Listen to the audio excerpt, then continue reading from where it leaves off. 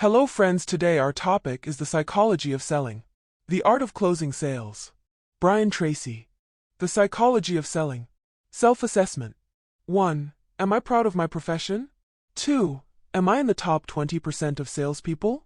3. Do I genuinely like myself? 4. Is there any aspect of selling that makes me uncomfortable? 5. Does my self-concept include a high level of income?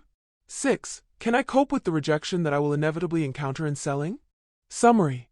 The most important thing we have to understand in the world of selling is that nothing happens until the sale takes place. The most successful organizations in the world have superb selling organizations. They rise or fall on the quality of their sales effort. We can be proud to be salespeople because it is upon our efforts that the whole economy floats.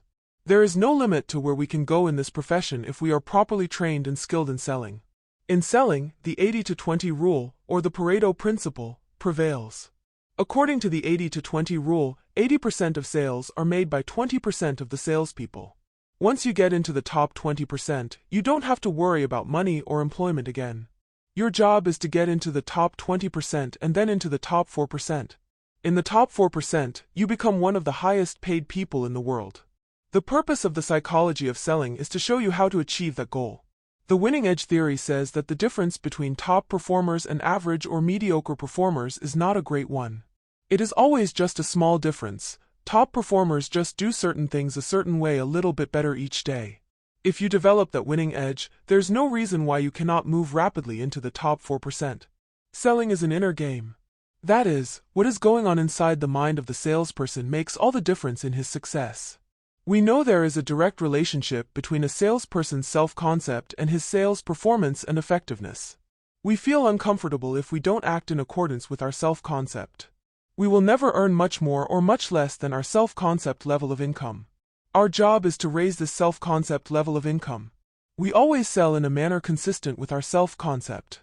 Some of us are uneasy about picking up the phone and calling somebody. Some of us feel uncomfortable about closing. By becoming more skilled, we feel more competent, raise our self-concept, and become more successful. The core of self-concept is self-esteem. A person with high self-esteem likes himself. How much you like yourself is the key determinant of your performance and your effectiveness in everything you do. There are two major obstacles in selling. The first obstacle is the customer's fear of making a mistake. The second major obstacle in selling is the salesperson's fear of rejection. Until a salesperson develops confidence, a high self-concept, and sufficient resilience to bounce back from inevitable rejection, he cannot sell successfully. All outstanding salespersons have reached the point where they no longer fear rejection. Sales are usually based on friendship. People will not buy from you until they are genuinely convinced that you are their friend and are acting in their best interest. There is a direct relationship between your level of self-esteem and how well you get along with different people. The best salespeople have a natural ability to make friends easily with prospective customers. A key element in selling is enthusiasm. A sale is a transfer of your enthusiasm about the product or service into the mind and heart of the other person. The reason so many people fail in sales is that they do not stay with it long enough to get those first few winning experiences that raise their self-esteem and self-concept and set them off on a successful career in selling. That's why it's so important that from the very beginning you say to yourself that nothing is going to stop you until you are successful. Self-help. 1. List 5 aspects of selling that you enjoy. 2. List any areas of your self-concept that should be improved. How could you increase your self-esteem? Comment me below. Session 2. Developing a powerful sales personality. Self-assessment. 1. Do I have high levels of self-confidence, self-esteem, ambition, and determination to succeed? 2. Am I goal-oriented, with a plan to attain my goals? 3. Do I understand the needs and care about the well-being of my customers? 4. Am I willing to work hard, take responsibility for myself, and pay the price for success? 5. Do I believe strongly in my company and my product, and can I communicate my enthusiasm to others? 6. Is it easy for me to make friends out of strangers? Summary. A powerful sales personality is more important than product knowledge, selling skills, or the product. Superior salespeople have 10 characteristics. The first is a high level of self-confidence and self-esteem. Number 2. The high-performing salesperson accepts full responsibility for his results and looks upon himself as self-employed. Number 3. the top salesperson has above-average ambitions and desire to sell. Number 4 includes high levels of empathy and concern for customers. Number 5, the successful salesperson is intensely goal-oriented. 6, he has above-average willpower. 7, he has determination and willingness to work hard. 8, he believes in himself, his product, and his company. The 9th characteristic is that the top-selling salesperson is always absolutely honest with himself and with other people. Finally, the top salesperson has the ability to turn strangers into friends wherever he goes. How do we fulfill this psychological profile and become a successful salesperson? First, choose the right product. Some people are capable of selling tangible products, and some people are capable of selling intangible products. Next, you must believe absolutely in your product. Third, you must be able to transfer your enthusiasm to the mind of your customer. How do we become intensely goal-oriented? Goals must be realistic and challenging. Define your goals in terms of the activities that you will have to engage in to achieve your desired income level. The activities include the number of calls, follow-ups, deliveries, presentations, etc. When you set a goal, you program it into the subconscious, which has the power to move you rapidly toward your goal. Also set personal and family goals. Make a detailed list of all the things you want to do that depend on being successful in selling. When you feel good about yourself, things seem to go smoothly. Visualization is the very best way to put yourself in a positive frame of mind. See yourself as the best in your field. See yourself as the top money earner. Confidently expect to succeed every minute of every day. Professional salespeople are low-keyed, calm and relaxed, and they have absolute confidence. Read about your profession for 30 minutes a day. If you will read for 30 minutes every morning, within 6 or 12 months you will have read 10 to 20 of the very best sales books that have ever been written. Listen to audio cassettes. Turn your car into a university on wheels. If you're continually feeding your mind with cassettes and books about sales, motivation, inspiration, time management, and personal development, you're going to move ahead faster than anybody else in your profession. After every call, ask yourself what you did right. Think about how you would handle it differently next time. If we review what we did right and then think about how we would do it better in the future, that is what we'll do automatically when we go into the next sales situation. Resolve to pay the price to succeed. For everything we want in life, there is a price. Success comes only after you've paid the price, never before. Self-help. The only way to become goal-oriented is to plan your working day and week carefully. Your goal must be realistic but challenging. They must be defined in terms of activities necessary to achieve those goals. Fill out the plan below as an aid to fulfilling your goals. 1. Annual income goal. 2. Annual sales volume required. 3. Monthly income goal. 4. Monthly sales volume required. 5. Weekly income goal. 6. Weekly sales volume required. 7. Daily income goal. 8. Daily sales volume required. 9. Number of calls daily. Session 3. Why people buy. Self-assessment. 1. Do I understand the basic reasons why people buy any product or service? 2. Do I know how to uncover the basic needs of a prospective customer? 3. Do I know my product well enough to understand the needs it will satisfy? 4. Do I understand that quality alone is not enough to motivate a customer to buy? 5. As a closing technique, do I determine and focus on the prospect's one main reason for buying the product? Summary. It's important to understand that people buy for their reasons, not ours. Every buying decision is an attempt to be better off as a result of having made that decision. The individual who's making a buying decision has 3 choices. He can buy from you, from someone else, or from no one. All professional selling begins with need analysis. And you're not in a position to sell until you understand what need of the prospect your product or service can satisfy and then structure your presentation so it satisfies that need. Your job is to get the person to the point where he is completely focused on how he will gain by using your product, rather than how much he might lose by committing himself to it. All buying decisions are emotional. If we say we're going to do something for a logical reason, that means we have more emotion invested in that reason than any other. Whenever a person says he would like to think about it, he is saying that you have not aroused his desire to own or enjoy the benefits of your product. The basic rule of selling is that people do not buy products, they buy benefits. And our job in the sales conversation is to find out what benefits this person would be willing to pay for. You uncover needs by questioning skillfully and listening carefully. If you let people talk for a time, they will tell you their basic need or concern with regard to your product. Session 3. People naturally resist new things. Instead of presenting a product as something new, present it as an improvement. Customers want the simple truth about a product or service. They want honest information about how it can help them improve their lives and their businesses. They resent and resist high pressure. Quality is never the primary reason for buying anything. Quality is always based on logic, and people buy emotionally. The issue of quality should arise only when you are comparing your product at a certain price with another product at a certain price, and there are very definite reasons why the person should be concerned about quality. In the prospect's mind, the caliber of the sales presentation, the materials used in the presentation, and the appearance of the salesperson reflect the quality of the product itself. Moreover, if a salesperson is well-groomed and dressed and his presentation is professional, the prospect assumes that the company is a high-quality company. As long as you are focusing all your attention on the customer and what he or she wants and needs, you're selling professionally. In every sales conversation there is a key benefit, the major benefit that would cause the person to buy the product. Also, there is a key issue, the major objection that would hold the person back from buying the product. In the sales interview, your job is to uncover the key benefit and then uncover the key issue. The hot button is considered by many to be the most powerful of all closes. The success of the hot button close depends upon the ability of the salesperson to discover the most important reason for the customer buying the product, and then repeating it over and over. Concentrate on selling that one main point. Self-help. 1. Explain how you would conduct a needs analysis to connect the benefits of your product with a prospect's need. 2. List several ways in which you can improve your personal appearance. 3. Write one question you would use during the hot button close to uncover the prospect's major reason for not buying your product. Session 4. Creative selling. Self-assessment. 1. Do I use my creativity to find prospects and to devise more effective selling skills?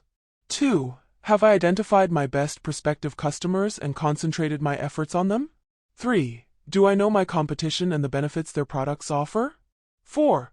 What advantage do I have over my competition? 5. Who are my non-customers, who are not even in the market? Why don't they buy? 6. Have I used testimonial letters from satisfied customers as a selling tool? Summary. All top salespeople are creative. That creativity is a matter of self-concept. Many of us think that we're not particularly creative. If we believe that we're not creative, we won't be. If we believe we are, we will continually come up with creative solutions. Creativity is stimulated by focused questions, by pressing problems, and by deeply desired goals. Creative selling begins with thorough knowledge of your product or service. The better you know your product or service, the more thoroughly you master the detail of it, the more creative you are in selling it. The successful salesperson identifies his best possible customer market and then concentrates on it single-mindedly.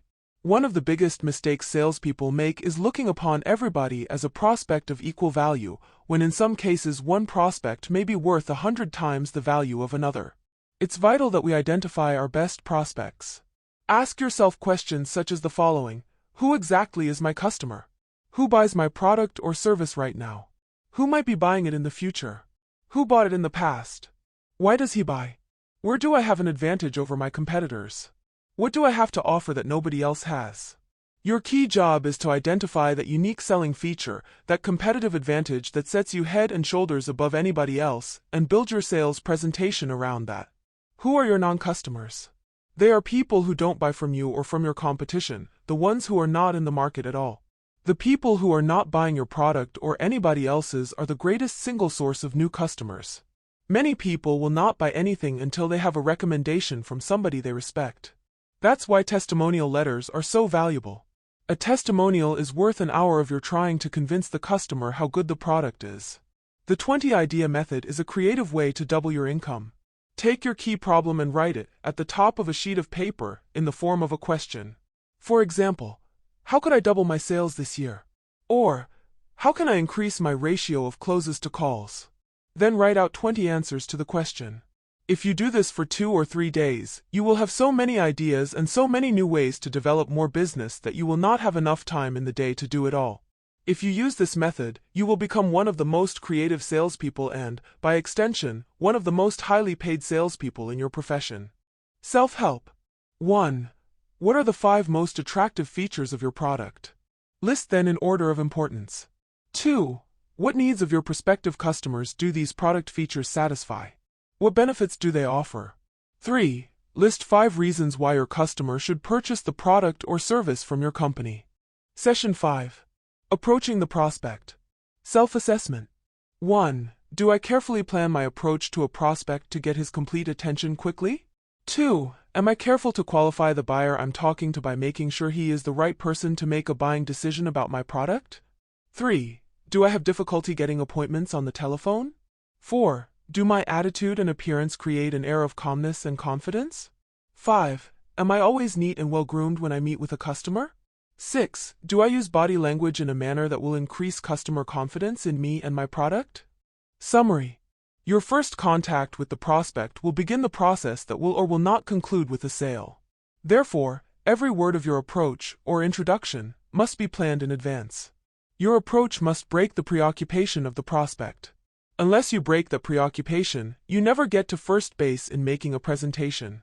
You have only 30 seconds at the beginning of the approach to get the person's complete attention.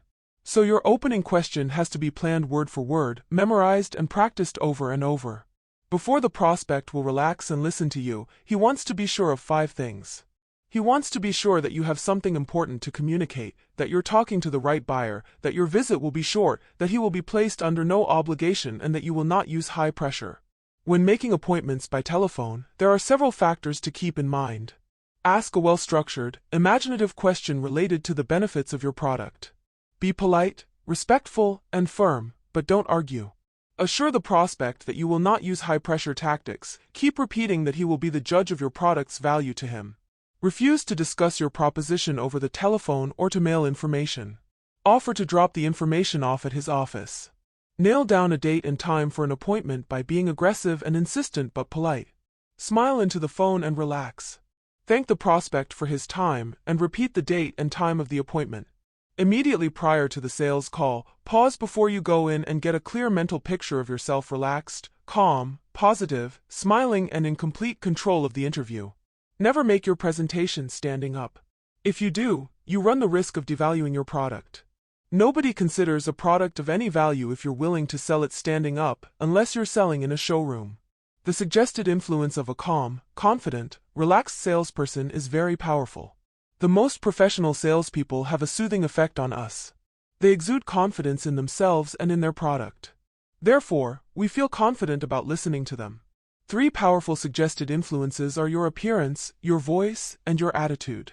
If your appearance is professional and your voice is loud and clear, as opposed to low or shy or retiring, and your attitude is calm and positive, you are creating a selling atmosphere. Your product should always be presented in the best possible light. People are influenced by the suggested impact of a product that is clean, neat, efficient, and attractive. Your surroundings, especially when customers come into your office, should be neat and clean and convey success and prosperity. Body language is important because 80 to 90% of all our communication is nonverbal. Always stand and sit erect. Never fold your arms when you're talking to people because it means you're closing them out. Crossed legs, over the knee, means you're holding back information. Your best position is leaning slightly forward. Attentively watch the prospect, listening carefully to what he is saying, and nod and smile. Always try to minimize the noise and interruptions in the selling environment. Always be extremely polite and courteous. Be considerate with prospects and spouses, partners, employees, and receptionists. One of the basic rules of selling is to treat everybody like $1 million prospect or client, and you'll never go wrong. Self-help. 1. Write 3 questions you ask to get the prospect's attention for your product. 2. List 5 factors that must be apparent to a prospect before he will listen to your presentation. 3. List several ways in which you could improve your voice, appearance, and attitude to create a better selling environment. Session 6. The sales process. Self-assessment. 1. Do I use different presentations for each buyer personality type? 2. What is my dominant personality style? 3. Do I talk to customers in terms of their interests and needs or mine? 4. Is my presentation carefully planned in a step-by-step, logical sequence? 5. During my presentation, do I keep my prospect involved so he stays attentive? 6. Am I using enough visual aids during my presentation? Summary. The approach close is a strong close you can use to avoid the prospect saying he'll think it over and assure a decision after you've made your presentation. You deflate buyer resistance by saying, "I'm not going to try to sell you anything right now. All I want to do is show you some of the reasons why so many others have bought this product. All I ask is that you look at what I have to show you openly and honestly and determine whether or not it applies to your situation. And tell me at the end of this presentation whether or not, yes or no, this is applicable to you." The second close you can use in the approach is the demonstration close. This close starts with a strong question aimed at the chief result or benefit that the customer or prospect would enjoy should he buy your product. There are several buyer personality types. The first of these is the apathetic type, the negative, cynical person who's never going to buy anything. On the other end of the scale are the self-actualizing buyers, who know exactly what they want and exactly what they're willing to pay, and if you have it, they'll take it right now. Analytical buyers care only about the details. They want to know about every single nut and bolt. The primary concern of emotional, relationship-oriented buyers is other people's responses to the product. The entrepreneurial, practical, task-focused buyer is very direct and wants practical results. You must determine what type of person you're talking to and then structure your presentation and your answers to satisfy his needs. Session 6. The first thing we do when we phone customers or see them in person is ask them an opening question. The answer to that tells us at the beginning whether or not they're in the market for our product. The purpose of the presentation is to further qualify the prospect and to discover the key reasons why he might buy. The planned presentation is 20 times more powerful than the random presentation. All top money earners use a planned presentation.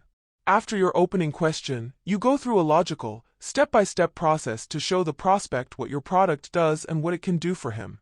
Among the most important selling skills are good listening skills. There are 5 keys to effective listening. 1. Face the prospect, lean forward and listen attentively without interruption. 2. Pause before replying or continuing, and then answer thoughtfully. 3. Question for clarification. Say, "How do you mean?"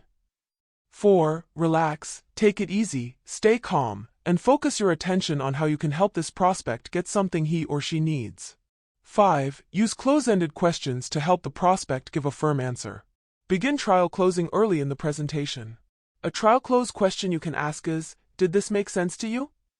Or, "Is this what you had in mind?" In the power of suggestion close, you use vivid, emotional, imaginative images to influence the buying decision. Create vivid, colorful pictures, as though the person were already using the product. Self-help. 1. List some of your customers who fall into each of the buying personality types: apathetic, self-actualizing, analytical, emotional, and practical. 2. List 3 ways in which you could improve your listening skills. 3. Write 2 open-ended and 2 close-ended questions you could ask a prospect about his needs in relationship to your product. Session 7. The psychology of closing. Self-assessment. 1. Do I recognize and take advantage of signals that indicate the prospect is ready to buy? 2. Do I plan detailed, word-for-word closings in advance of my sales presentation? 3. Do I understand how emotional and stressful a buying decision can be? 4. Do I argue with prospects and tell them why they are wrong?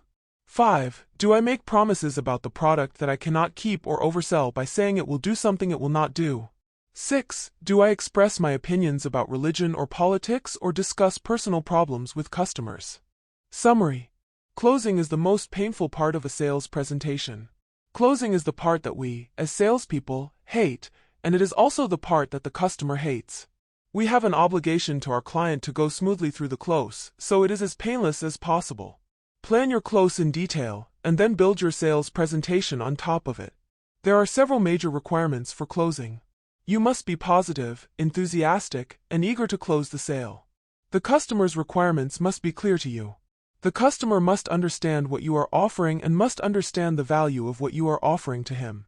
The customer must believe you and your company. He must trust you, and there must be a degree of rapport and friendship.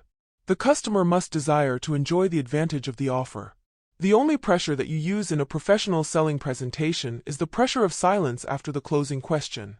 We must recognize common buying signals. The customer may begin talking faster or brighten up or ask about price or delivery. Any change in attitude, posture, voice or behavior could indicate that a buying decision is near. Ask a closing question whenever you see the person beginning to change demeanor. There are several reasons why closing may be difficult. First of all, there is the salesperson's natural fear of rejection. Another obstacle is the fear of failure on the part of the customer, including fear of purchasing the wrong article or paying too much. Never tell the prospect he is wrong or argue with him. Don't express your opinions to a prospect on subjects of a personal nature, religion, politics, labor unions, health, family, and so on. Don't ever knock the competition.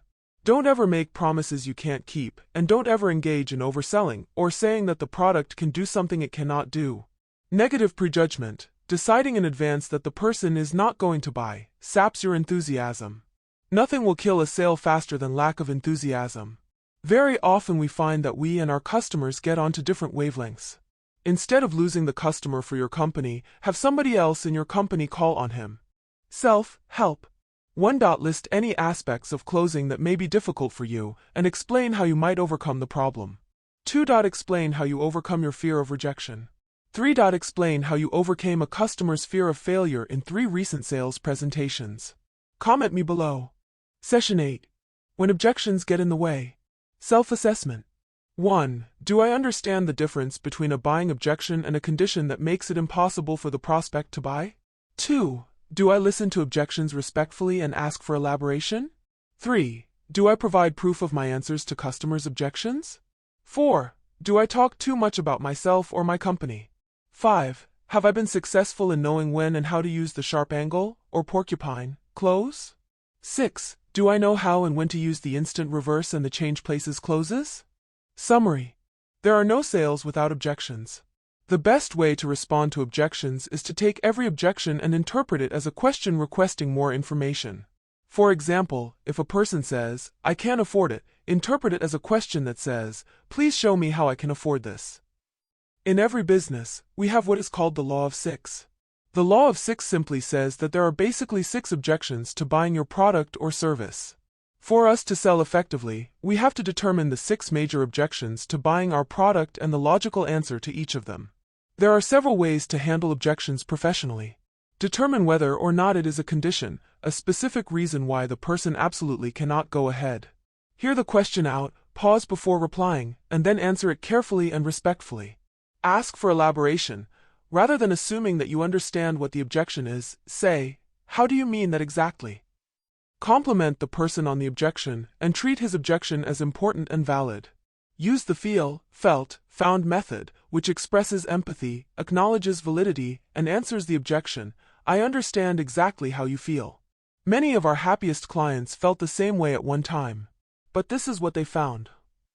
It's easy to answer any objection. Provide evidence or proof, such as testimonial letters. Never argue with a person or tell him that he's wrong. There are several types of objections. For unspoken objections, let the customer talk more. Sometimes people have excuses. These are best put off until later. When you get malicious objections, pretend you didn't hear them. Whenever a person requests information, welcome the objection, compliment him on it, thank him for it, and answer it completely. Subjective objections arise when you're talking too much about yourself or your company. You can use the just suppose close when the person is trying to make up his mind and says, "I don't know if I should or not." You say, "What would it take to satisfy you? Just suppose that's no problem. Just suppose we could deal with that to your satisfaction." This gets you down to the real objection. You have to keep asking questions against objections, and you have to keep getting objections out to get the hidden reasons that lie behind buyer resistance. Self-help. 1. List the 6 objections to buying your product that you frequently encounter. 2. What is your answer to each of the objections you listed above? 3. List 3 recent occasions when you used the just suppose or assumption close. Comment me below. Session 9. Winning closing techniques. Self-assessment. 1. Do I understand the difference between willingness to pay and ability to pay? 2. What is the customer really saying when he says the price is too high? 3. Do I argue with the prospect about the price of my product? 4. Have I carefully planned the point in my sales presentation at which I will mention price? 5. Do I always mention value and benefits when discussing price? 6. Do I know how to close with a customer who keeps procrastinating? Summary. The ascending, or part by part, close involves a series of questions. each one leading into the other, with each one requiring a yes answer. The questions start from the most general and then go down to the most specific. Each one more narrowly qualifies the prospect as being interested in and capable of buying.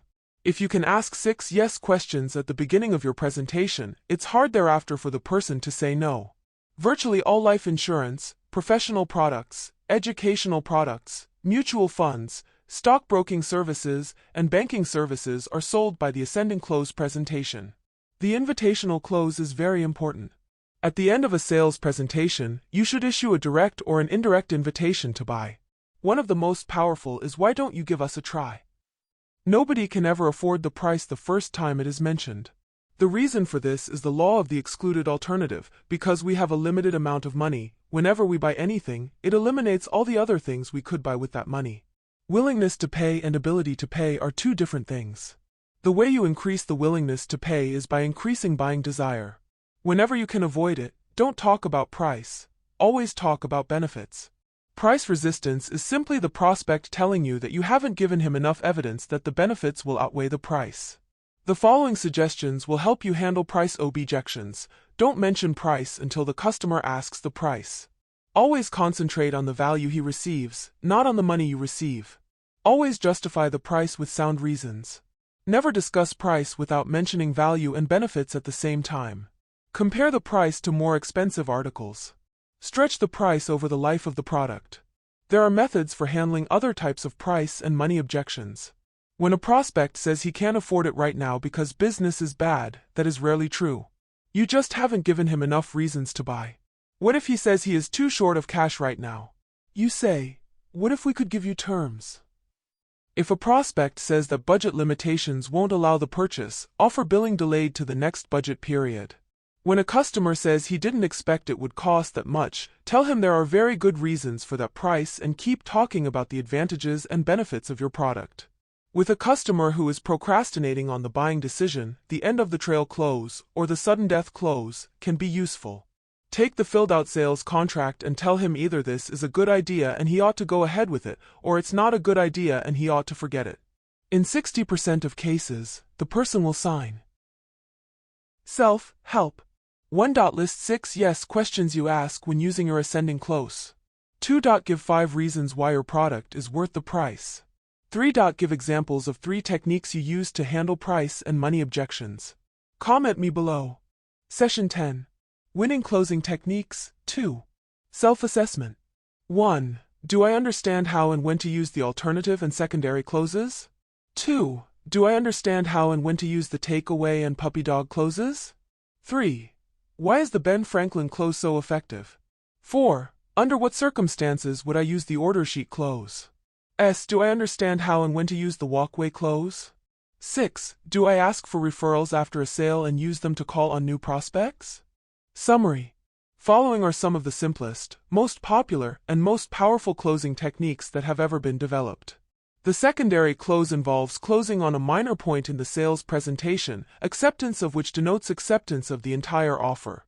For example, the person is looking at a refrigerator and you say, "Will you want this in blue or green?"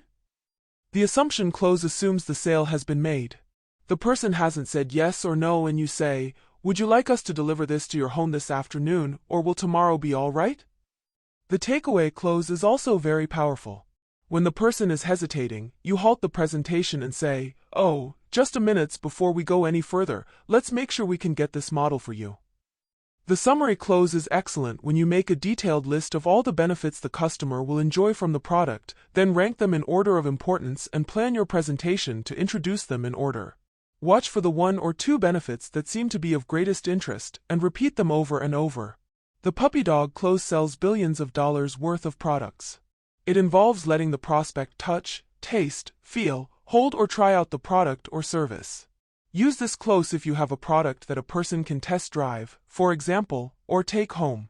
The Ben Franklin close is considered by many to be the best close of all. Take out a sheet of paper and draw a line down the center. On one side, you write reasons in favor of going ahead with the decision. On the other side, the customer writes reasons opposed. Another close is the order sheet close. When the prospect comes in or when you begin talking with the prospect for the first time, take out an order sheet or a sales contract, or whatever form you use, and start filling it out. A variation is simply to take out the contract or the order blank at the end of the discussion and begin filling it out. The relevant story close is powerful because people like stories. In this close, you simply tell a story about a happy client who was as hesitant as the prospect but followed your advice, bought the product and was very pleased with it. When you use the walkaway close, you assure the prospect that you have been selling this item to repeat customers for years and that most of them had shopped around before they bought from you. The today-only close requires that you create a reason to give the customer a special deal that is a now-or-never proposition, or good today only. When the prospect is determined to shop around, use the go-ahead close, tell him to go ahead but you know he will come back to you for the best deal. The lost sale, or doorknob, close is used when the customer has refused to buy. As you get up to leave, ask the real reason he didn't buy. When he gives that reason, go back in and try to close again. Every buyer or non-buyer is a source of referrals. A referral is worth 10 to 15 times a cold call. After the sale, you should take the referrals and immediately call on the new prospects. If you develop a system for obtaining and following up on referrals, you can greatly increase the quality of your sales calls. Self-help. 1. List 5 minor points in your presentation that you could use in a secondary close for your product. 2. List 3 recent occasions when you have used the walkaway close. 3. Write 2 stories about your product that you have used in a relevant story close. Comment me below. Session 11. Managing your time effectively. Self-assessment. 1. How much of my time is spent with customers or prospects? 2. Do I confirm appointments and plan my calls so they are closely clustered in a geographic area? 3. Is my paperwork done completely and correctly before I take it on my call? 4. Do I plan and practice my presentations and closes? 5. Am I willing to meet with customers at their convenience instead of mine? 6. Do I frequently take non-productive coffee breaks and non-working lunches? Summary. One of the biggest problems salespeople have is managing their time efficiently. You are working only when you are face-to-face with a real, live prospect or customer. You are not working when you're filling out forms or proposals. The major time wasters are, first of all, procrastination and delay, putting off getting out there and talking to people. You waste time also when you're not prepared to close or you don't ask for the sale often enough, so you have to go back again and again. Inaccuracies and deficiencies are major time wasters, so be sure that all your paperwork is done correctly and check it in advance. Lack of product knowledge is a major time waster, as are unconfirmed appointments and poor planning of calls in a geographic area.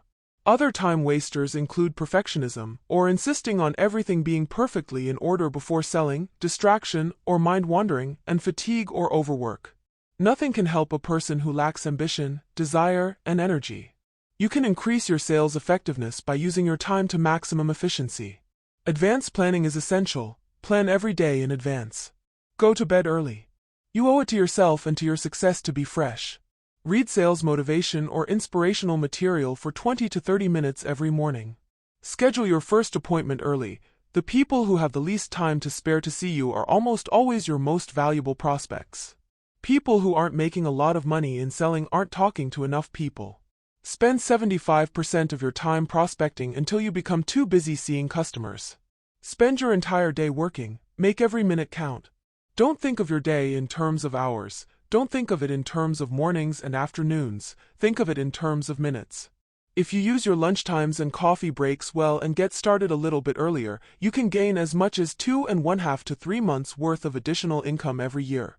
Listen to audiocassettes in your car. Avoid the radio, and make all driving time learning time. Upgrade your sales skills continually. If you can increase your ratio of closes to presentations, you're making the very best use of your time. Remember, you're selling only when you're face-to-face with somebody who is qualified and capable of buying. Self-help. 1. List 5 ways in which you habitually waste time. 2. Explain how you could use your time more effectively. 3. Explain how you could increase your ratio of closes to presentations. Comment me below. Session 12. 10 Keys to Success in Selling. Self-assessment. The following 10 keys to success can guarantee a lifetime of success if you use them habitually. Read each one carefully to determine your strengths and weaknesses. 1. Learn to love your work and commit yourself to becoming outstanding in your field. You can never really like yourself and accept yourself as a worthwhile person until you have become good at what you do. 2. Decide exactly what it is you want in life. Set it as a goal, and decide the price you will have to pay to get it. Nothing worthwhile ever comes without sacrifice. 3. Back every goal and plan with persistent determination and willpower. Resilience, the willingness to bounce back, and flexibility are key characteristics of successful people. 4. Commit yourself to lifelong learning. Read, listen to audiocassettes, attend seminars, and take courses. The most valuable asset you will ever have is your mind. Invest in it continually. 5. Use your time wisely. Make sure that you are not wasting a minute and are always spending your time in valuable ways. 6. Follow the leaders. Determine the people who are the best in your field and decide to be like them. If you associate with people who are not success-oriented, that alone can prevent your success. 7. Guard your integrity. By integrity, we mean not only being honest with others, but also being true to yourself and your goals. 8. Use your inborn creativity. Each person has enormous reserves of creativity deep inside him, which can be used if he stirs them up and practices every day. Always look for newer, better, faster, easier ways to do things. 9. Treat every prospect like a $1 million customer, as though he were the most important person in the world. Conduct your life as though everyone were going to do exactly what you do. 10. Work hard and you will succeed.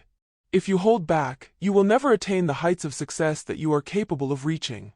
Know that in good times and bad, if you will work hard and work smart and follow the guidelines that have been presented on these cassettes, you can achieve all the satisfaction and material rewards you want.